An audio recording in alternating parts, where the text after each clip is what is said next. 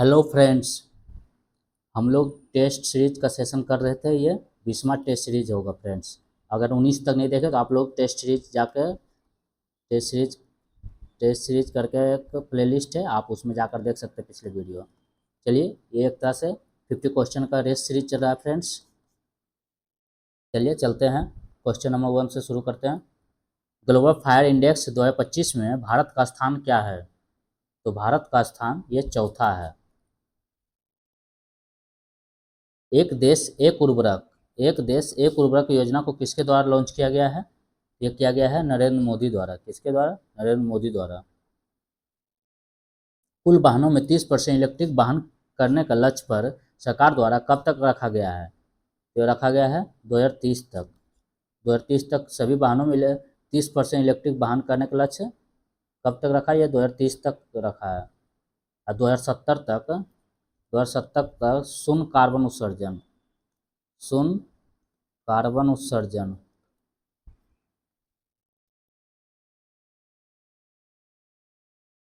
हाल ही में चर्चा में रहा भोरम देव वन जीव अभयारण्य किस राज्य में स्थित? बहुत अच्छा क्वेश्चन है। एक अभयारण्य याद हो जाएगा आपको इससे, और थोड़ा सा नया अभयारण्य आजकल पूछ रहा है करंट अफेयर्स के रूप में, चाहे जीके के रूप में।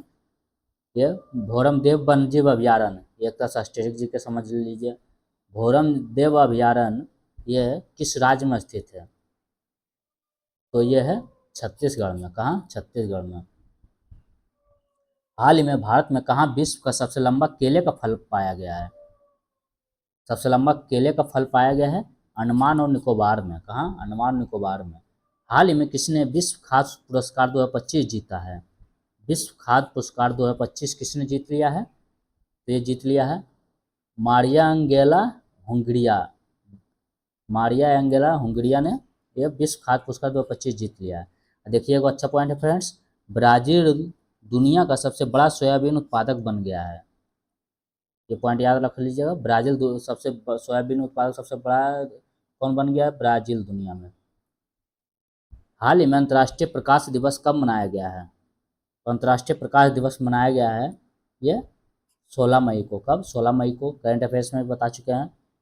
ये 34वें सरस्वती सम्मान, एक पॉइंट ये देख लीजिए, 34वें सरस्वती सम्मान 2024 के लिए साधु भद्रेश दास संस्कृत विद्वान जो है, उसको पुस्तक स्वामी नारायण सिद्धांत सुधा के लिए मिला है। 34वें सरस्वती सम्मान 2024 इनको मिला? साधु भद्रेश दास। एक प्रभावी कोरियोलिसिस बल किस कारण होता है? एक कोरियोलिसिस बल होता है पृथ्वी के घूर्णन के कारण। किसके कारण? पृथ्वी के घूर्णन के कारण। चलिए आगे चलते हैं। सार्गेसो सार्गिसो सागर स्थित है। सार्गिसो सागर कहाँ है? उत्तरी अटलांटिक महासागर में। कहाँ? उत्तरी उत्तरी अटलांटिक महासागर में है सार्गेसो सागर।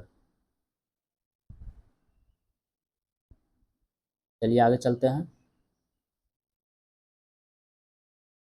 विश्व का सबसे ऊंचा सक्रिय ज्वालामुखी।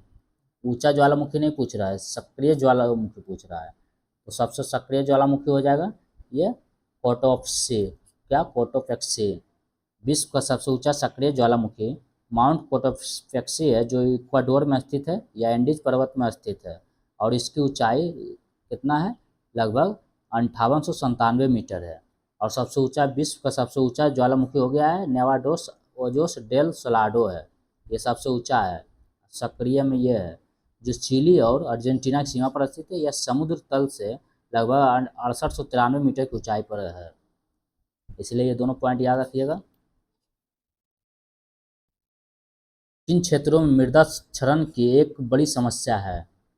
मृदा क्षरण की एक बड़ी समस्या किन क्षेत्रों में है? यह उष्णकटिबंधीय वन प्रदेशों में। निम्नलिखित में से कौन सी श्रृंखला भारत के केवल एक राज्य में ही फैली है? भारत के केवल एक राज्य में फैली है। ये अजंता की। क्या किसकी? अजंता की।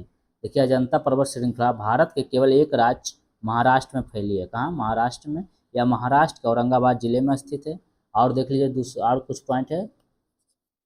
हिमालय या भारत के जम्मू कश्मीर से अरुणाचल प्रदेश तक फैला है। अरावली या भारत के उत्तरी पश्चिम में गुजरात से दिल्ली तक फैला है। ये पश्चिमी घाट पर महाराष्ट्र से केरल तक। पूर्वी घाट आंध्र प्रदेश से तमिलनाडु तक फैला हुआ है। विंध्य पर्वतमाला यह मध्य प्रदेश से गुजरात तक फैला हुआ है। सतपुरा पर्वतमाला ये मध्य प्रदेश से महाराष्ट्र तक फैला हुआ है, इसलिए ये पॉइंट भी देख लीजिएगा। आपको वीडियो को अगर लेट हो जाएगा, थोड़ा तेजी में हो गया तो वीडियो आप पॉज करके देख सकते हैं। निम्नलिखित में से कौन ब्रह्मपुत्रा की सहायक नदी नहीं है? तो ब्रह्मपुत्रा की सहायक नदी नहीं है, ये दिबांग है, कामेंग भी है, लोहित भी है, अर्थात इसका आंसर कोई नहीं हो जाएगा। देखिए ब्रह्मपुत्रा की सहायक नदी, देखिए बाएं तट की सहायक नदियाँ जिस ओर बहती है, जैसे इस ओर नदी बह रही है तो जिस ओर हम लोग चलेंगे उसी तरह लेंगे, जिस जिस ओर चलेंगे तो नदी भी जिस ओर चलेगी उस तरह। तो नदी इस ओर चल रही है, इधर इसका बायां हो जाएगा, लेफ्ट हो जाएगा, इधर राइट हो जाएगा। तो ये बाएं तट की सहायक नदियाँ हैं, लोहित नदी है, दिबांग नदी है, सुबनसिरी है, धनसिरी नदी है, कोपिली नदी है, तिस्ता नदी है, और दाहिने के कमेक नदी है, मानस नदी है, तोरसा नदी है, रेडक नदी है, जलढाका नदी है, संकोच नदी है, गदाधर नदी है। तो देखिए दिबांग, लोहित और कामेंग, कामेंग वही कामेक या कामेंग यही है, कामेक या कामेंग। तो ये सभी नदी है, तो इसमें कोई सहायक नदी नहीं है, तो इसका राइट आंसर क्या हो जाएगा? कोई नहीं। चलिए आगे चलते हैं। देखिए फिगर में भी दे दिए आप लोग को समझने के लिए। इंदिरा गांधी नहर का उद्गम स्थल, तो नदी इंदिरा गांधी नहर का उद्गम स्थल क्या है? यह हरिके बैराज है। क्या है? हरिके बैराज। यह सतलज नदी तथा ब्यास नदी के तट पर स्थित है। किसका है? सतलज और ब्यास नदी के तट पर स्थित है, याद रखिएगा, सतलज प्लस ब्यास नदी के तट पर स्थित है। यह भारत की सबसे बड़ी नहर प्रणाली है। भारत में सर्वाधिक क्षेत्रफल में किस प्रकार की मिट्टी का विस्तार पाया जाता है? तो पाया जाता है जलोढ़ मिट्टी के। किसकी? जलोढ़ मिट्टी के। निम्नलिखित में से ऑक्जेलिक एसिड का प्राकृतिक स्रोत क्या है? ऑक्जेलिक एसिड का प्राकृतिक स्रोत है टमाटर है। क्या है? टमाटर है। इमली में टार्टरिक एसिड पाया जाता है, टार्टरिक एसिड।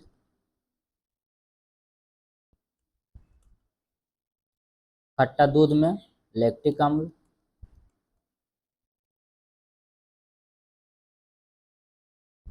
और चींटी डक में फॉर्मिक अम्ल।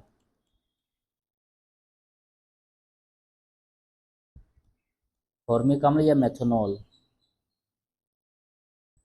चलिए 16 हो गया।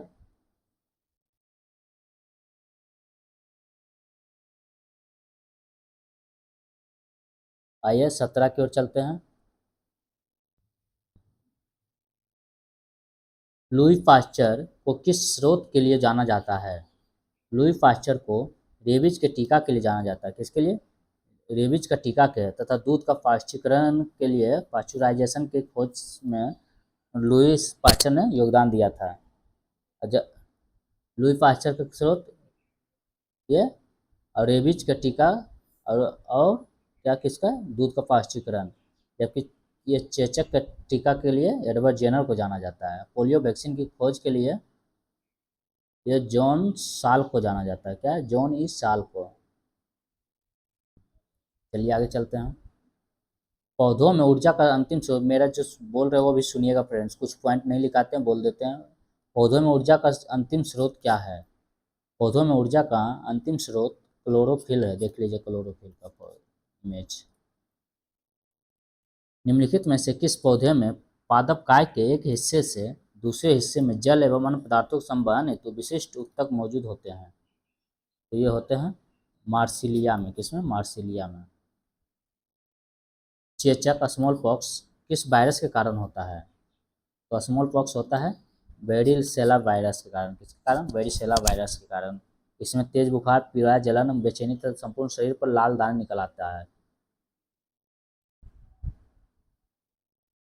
यह खांसी द्वारा भी होता है फ्रेंड्स, इसलिए दूर रहिएगा जिसको रहता है।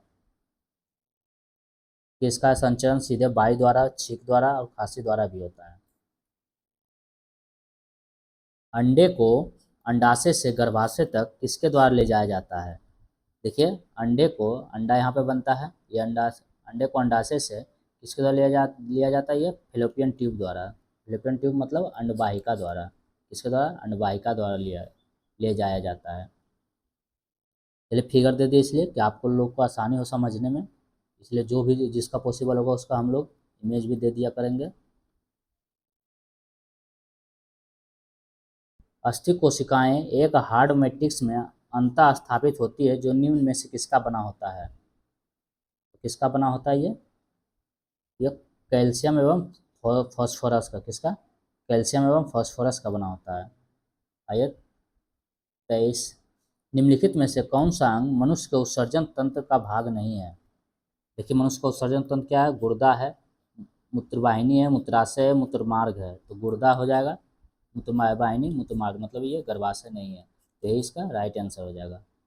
गर्भाशय ये उत्सर्जन तंत्र का अंग नहीं है। देख लीजिए, इसमें मूत्रमार्ग है, मूत्राशय है, मूत्रवाहिनी है, और यहाँ ब्रिक किडनी, गुर्दा जिसको बोलते हैं। गुर्दा और गुदा में अंतर होता है फ्रेंड्स। गुर्दा मतलब किडनी होता है, कंफ्यूज मत होइएगा, और गुदा मतलब होता है मल द्वार। क्या होता है? मल द्वार होता है।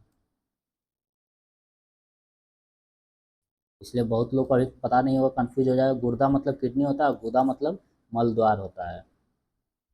मल द्वार मतलब हम लोग जो बाथरूम करते हैं वही रास्ता है। मानव शरीर की सबसे बड़ी धमनी कौन सी है? मानव शरीर की सबसे बड़ी धमनी यह है महाधमनी है। क्या है? महाधमनी है, जिसको एरोटा भी बोलते हैं इंग्लिश में। चलिए आगे चलते हैं। 25। विज्ञान की वह शाखा कौन सी है जिसका उद्देश्य मानव जनसंख्या अनुपांशिक गुणवत्ता में सुधार करना है? तो यह है यूजेनिक्स है। क्या है? यूजेनिक्स। कोशिका की वह बाह्यतम आवरण कौन सा है जो कोशिका के अवयवों को उसके बाह्य आवरण वातावरण से अलग करता है? तो कोशिका के अवयवों को उसके बाह्य वातावरण से अलग करता है, यह है प्लाज्मा झिल्ली है। क्या है? प्लाज्मा झिल्ली है। निम्नलिखित में से क्या समानता है कार्बन, सिलिकॉन, बोरॉन और आर्सेनिक में? क्या समानता है? ये सभी गैर धातुएं हैं। क्या है? ये सभी गैर धातुएं हैं। गर्म करने पर कैल्शियम कार्बोनेट का कैल्शियम ऑक्साइड और कार्बन डाइऑक्साइड में अपघटन निम्नलिखित में से किस अभिक्रिया के उदाहरण है? यह उदाहरण है तापीय अपघटन अभिक्रिया का। किसका? तापीय अपघटन अभिक्रिया का। फिनोफ्थेलिन को सिरके में डालने पर घोल का रंग क्या हो जाता है? ये घोल का रंग रंगहीन हो जाता है। क्या? फिनो फिनोफ्थेलिन को सिरके में जब डाला जाता है तो रंग कैसा हो जाता है? रंगहीन हो जाता है, कोई रंग नहीं होता है। और क्षार में मिलाने पर इसका रंग गुलाबी हो जाता है। सिरके में इसमें अगर हम क्षार में मिलाएंगे,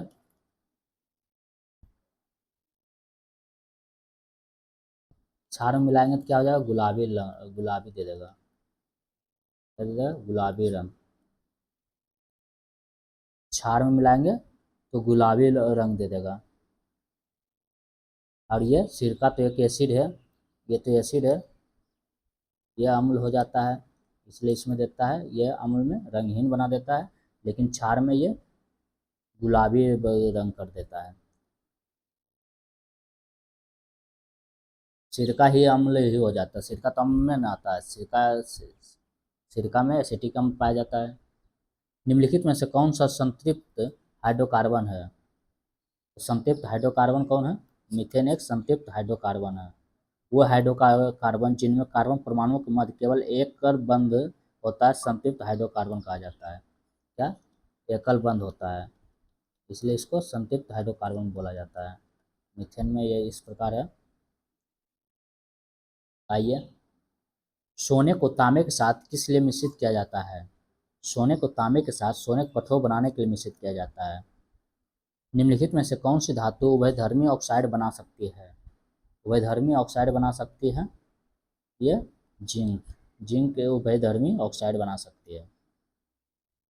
जल शोधन के लिए निम्नलिखित में से किसका प्रयोग किया जाता है? ये प्रयोग किया जाता है एलम का, एलम फिटकरी का। किसका? पोटास एलम फिटकरी, इसको फिटकरी भी बोलते हैं। इसका फॉर्मूला भी लिख लीजिए फ्रेंड्स, K2SO4 इंटू Al2SO4 का होल 3 इंटू 24H2O।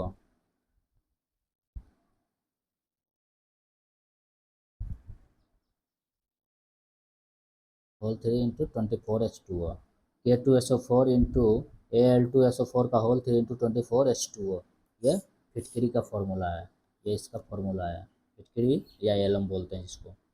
इसका प्रयोग क्या किया जाता है? रक्त प्रवाह को रोकने में किया जाता है। कागज एवं चमड़ा उद्योग तथा जल के शोधन में किया जाता है।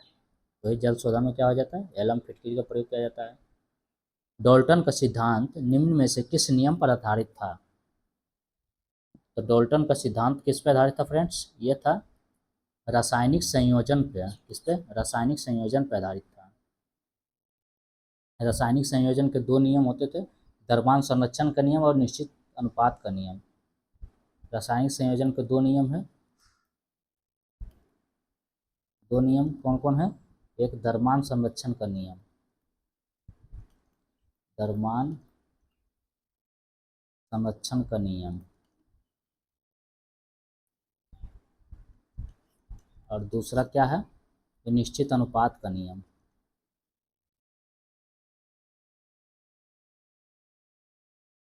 निश्चित अनुपात का नियम। रासायनिक संयोजन, डाल्टन के जो रासायनिक संयोजन दिया उसका दो नियम है, द्रव्यमान संरक्षण का नियम और निश्चित अनुपात का नियम। आइए 35, निम्नलिखित में से कौन सी विशेषता एक आदर्श ट्रांसफार्मर में होता है? ये होता है कुंडलों में प्रतिरोध नहीं होता है, करोड़ में किसी प्रकार की हानि नहीं होती है, करोड़ में अनंत पारगम्यता चुंबकशीलता होती है, अर्थात इसका सभी आंसर हो जाएगा। एक कंडक्टर का प्रतिरोध किसके व्युत्क्रमानुपाती होता है? एक कंडक्टर का प्रतिरोध किसके व्युत्क्रमानुपाती होता है? एक फॉर्मूला होता है V बराबर आई आर, एक होता है R बराबर रो इंटू एल बाई ए होता है। तो पूछा है कंडक्टर प्रतिरोध किसका व्युत्क्रमानुपाती, तो यहाँ से निकालिएगा तो यह धारा का व्युत्क्रमानुपाती हो जाएगा। तो यहाँ धारा तो है नहीं ऑप्शन, तो एक कंडक्टर यहाँ प्रतिरोध, ये क्षेत्रफल का व्युत्क्रमानुपाती हो जाएगा। तो ये तो अनुप्रस्थ भाग का क्षेत्रफल का हो जाएगा। क्या हो जाएगा? अनुप्रस्थ भाग के क्षेत्रफल का व्युत्क्रमानुपाती हो जाएगा। ये रो एक विशिष्ट प्रतिरोध नियतांक है, ये कांस्टेंट रहता है। चलिए आगे चलते हैं। जी के मान की एसआई इकाई वही है जो किसकी एसआई इकाई है? जी मतलब गुरुत्वीय त्वरण, तो किसका है? ये त्वरण का ही है, जिसका त्वरण जितना होगा ये गुरुत्वीय त्वरण है। ये जनरल त्वरण जो होता है इसका कितना मान होता है? 9.8 मीटर पर सेकेंड स्क्वायर। हवा की गति को मापने के लिए निम्नलिखित में से किस उपकरण का उपयोग किया जाता है? तो हवा की गति मापने के लिए यह किया जाता है एनीमोमीटर का। किसका प्रयोग? एनीमोमीटर का प्रयोग किया जाता है। हवा की गति मापने के लिए एनीमोमीटर का प्रयोग किया जाता है। यदि वायु प्रतिरोध को नगण्य माने तो मुक्त रूप से गिरते हुए पिंड की स्थितिज ऊर्जा और गतिज ऊर्जा का योग क्या होता है? तो मुक्त रूप से गिरते हुए तो यह अस्थिर हो जाएगा। क्या हो जाएगा? अस्थिर। आइए, निम्नलिखित में से कौन सी ऊर्जा ऊंचाई के साथ बढ़ता या घटता है? तो mgh होता है अस्थितिक ऊर्जा, तो यही ऊंचाई के साथ ये एच पे डिपेंड करता है। एच पे अगर बढ़ेगा तो अस्थितिक ऊर्जा भी बढ़ेगा, अगर एच घटेगा तो अस्थितिक ऊर्जा भी घटेगा। तो इसका राइट आंसर क्या हो जाएगा? अस्थितिक ऊर्जा। अस्थितिज ऊर्जा। चलिए आगे चलते हैं। डेयरी में प्रयोग किए जाने वाले दूध से क्रीम को अलग करने की प्रक्रिया क्या कहलाता है? बहुत बार क्वेश्चन आता है। तो ये कहा जाता है अपकेंद्रीय, क्या? सेंट्रीफ्यूगल फोर्स, अपकेंद्रीय। और जो रोड पे जो अगर रोड गोला रहता है, गोलंबर जहाँ रहता है वहाँ पे घूमते हैं तो उसके वहाँ पे क्या कौन सा बल लगता है? यहाँ पे अभिकेंद्रीय बल लगता है। अभिकेंद्रीय और अपकेंद्रीय दोनों लगता है। अभिकेंद्रीय और अपकेंद्रीय दोनों लगता है। अपकेंद्रीय बाहर की ओर लगता है और अभिकेंद्रीय अंदर की ओर लगता है, इसलिए यहाँ पे दोनों बल काम करता है।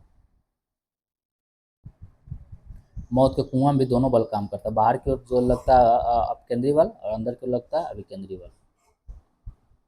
भारतीय बैंकों की विदेशों में सर्वाधिक शाखाएं किस देश में है? तो सर्वाधिक शाखाएं कहाँ है? यूके में है। आइए 43, यदि किसी मुद्रा का विनिमय मूल्य अन्य मुद्राओं की तुलना में जानबूझकर कम कर दिया जाता है तो इसे उस मुद्रा का क्या कहते हैं? तो इसे उस मुद्रा का अवमूल्यन कहा जाता है। क्या? अवमूल्यन। जानबूझकर कम कर दिया जाता है अन्य मुद्राओं की तुलना में। चलिए आगे चलते हैं। सीमांत उत्पादकता के संबंध में कौन सा कथन सत्य है? तो यह शून्य हो सकता है, यह ऋणात्मक भी हो सकता है, अर्थात 1 और 2 दोनों सही है। किस पंचवर्षीय योजना का मूल उद्देश्य तीव्रतम एवं समावेशी विकास था? तीव्रतम एवं समावेशी विकास 11वीं पंचवर्षीय योजना। आइए मैथ आ गया है। कोई धन कितने प्रतिशत वार्षिक ब्याज की दर से 15 वर्षों में तिगुना हो जाएगा? देखिए 15 वर्षों में तिगुना हो जाएगा, मतलब कोई धन x है तो वह 15 वर्ष में 3x हो जाएगा। तो मतलब धन इतना हो जाएगा तो ब्याज कितना निकल जाएगा? 2x। तो अगर हम दर निकालेंगे, रेट निकालेंगे, तो फॉर्मूला क्या होता है? ब्याज गुने 100, तो ब्याज 200 गुने 100 बटे मूलधन कितना आ जाएगा? ये P है और ये मूलधन, तो ये कितना आ जाएगा? ये x आ जाएगा और ये 15 पूछ रहा है 15 वर्ष में। काटिए 15, 5 से 20, ये तो x से x कैंसिल, यानी 20×40/3 आ जाएगा, मतलब 33 13.1/3%। रामू एक पुराना स्कूटर 4700 रुपये में खरीदता है और 800 रुपया में उसकी कीमत पर खर्च करता है। तो यदि वह स्कूटर इतना रुपये में बेचता है तो उसका प्रतिशत लाभ। देखिए इसका पूरा बजट कितना बैठा? 4700 रुपये में खरीदा और 800 रुपये उस पर मरम्मत पे लगाया, तो मतलब पूरा बजट हो गया 47, 8 कितना हो जाएगा? 5500। 5500 हो गया इसका CP और ये कॉस्ट प्राइस, और ये SP है दिया हुआ है, सेलिंग प्राइस 5800। तो अब हमको निकालना है लाभ प्रतिशत। लाभ प्रतिशत क्या होता है? लाभ गुने 100। तो लाभ 5800 में से 5500 गया तो कितना है? 300 लाभ हुआ, गुने 100 बटे CP कितना है? 5500। काटिए 2 शून्य से 2 शून्य, ये 5 से 11, 5 से 5 30, मतलब 60/11। 60/11 कौन सा ऑप्शन है?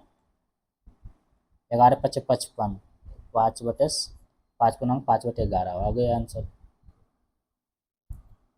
एक बस कोई यात्रा 5 घंटे में पूरी करता है, वह यात्रा को 2/3 भाग इतना किलोमीटर पर घंटे से चाल सकता है, शेष भाग को इतना किलोमीटर पर घंटे के 4 से पूरा करता है। कुल यात्रा की लंबाई। देखिए कुल समय निकालिए, समय को इक्वल कर दीजिए। समय कितना? 5 घंटा में पूरा करता है, समय 5 घंटा पूरा करता है, समय बराबर दूरी बटे चाल। तो वह यात्रा को 2/3 भाग, यानी 2/3 भाग, माना कुल दूरी x है तो 2x/3 को समय बराबर समय, तो समय को कर रहे हैं इक्वल, तो समय बराबर दूरी, तो दूरी इतना बटे चाल कितना आ जाएगा? 40। फिर प्लस शेष भाग कितना बचा? ये x - 2/3 कितना आ जाएगा? तो 3 2 यानी x/3 इतना दूरी, अब बटे इसका चाल कितना आ जाएगा? 60। ये दोनों समय इक्वल हो गया। तब कीजिए एलसीएम लीजिए, ये 3 इधर कर दीजिए, ये 2 से काट दीजिए, ये 20 और 3 इधर चला जाएगा 15। क्या आ जाएगा? x/20 plus x/60। इसका एलसीएम क्या हो जाएगा? 20×60 यानी 4x/60। तब काटिए 4 से 15, मतलब x बराबर कितना आ जाएगा? x का वैल्यू कितना आ जाएगा? 15 जो 15 गुना 15 225 आ जाएगा। तो इस कुल लंबाई कितनी हो जाएगी? 225 हो जाएगी। ध्यानपूर्वक बनाइएगा फ्रेंड्स, आप लोग से भी बन जाएगा आराम से, बहुत इजी क्वेश्चन है। बस जिससे जैसे कह रहा है वैसे वैसे करते जाइए, आपको ट्रिक की भी जरूरत नहीं पड़ेगा और कम समय में भी बन जाएगा। ट्रिक क्या रहता है? इसी को तोड़ा हुआ रहता है और लास्ट में बैठाया हुआ रहता है, लेकिन उसमें भी कैसा कभी कभी फंसा देगा कि आपको बहुत लंबा मतलब कैलकुलेशन करना पड़ जाएगा। हाल ही में किस देश ने ऋण की, और उसमें थोड़ा सा कन्फ्यूजन रहता है कि आंसर सही है या नहीं, क्योंकि आपको बहुत प्रैक्टिस करना पड़ेगा। और ये इसमें बेसिक है कि आप कम प्रैक्टिस में भी आप आराम से क्वेश्चन का आंसर गलत नहीं बनाइएगा। हाल ही में किस देश ने ऋण की स्वीकृति के लिए IMF की शर्तों को स्वीकार किया है कि उसे बाजार विनिमय प्रणाली अपनानी होगी? ये किसने स्वीकार किया है? ये बांग्लादेश ने।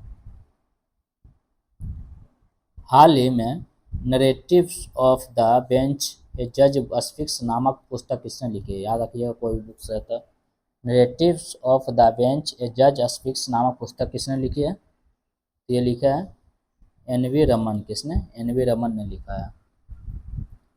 चलिए फ्रेंड्स, आप लोग को कैसा सेशन लगा जरूर बताइएगा। 50 क्वेश्चन का था ये टेस्ट सीरीज, टेस्ट 20 था फ्रेंड्स, इसलिए आप लोग को एकदम पूरे देख लीजिए। कोई भी क्वेश्चन ऐसा नहीं है कि लगता है कि क्वेश्चन नहीं रहता तो कोई बात नहीं है, ये क्वेश्चन आलतू फालतू है। सभी क्वेश्चन यहाँ पे मोस्ट VVI क्वेश्चन है फ्रेंड्स, इसलिए आप लोग अच्छे से इसको देखिएगा और अच्छे से रिवीजन कीजिएगा और अपने एग्ज़ाम के लिए तैयार रहिएगा। चलिए फ्रेंड्स, मिलते हैं अगले वीडियो में। जाते जाते आप लाइक कर दीजिए, लाइक कीजिएगा तो लगता है कि नहीं आप लोग मेरे मेहनत का फ़ायदा उठा रहे हैं। चलिए धन्यवाद।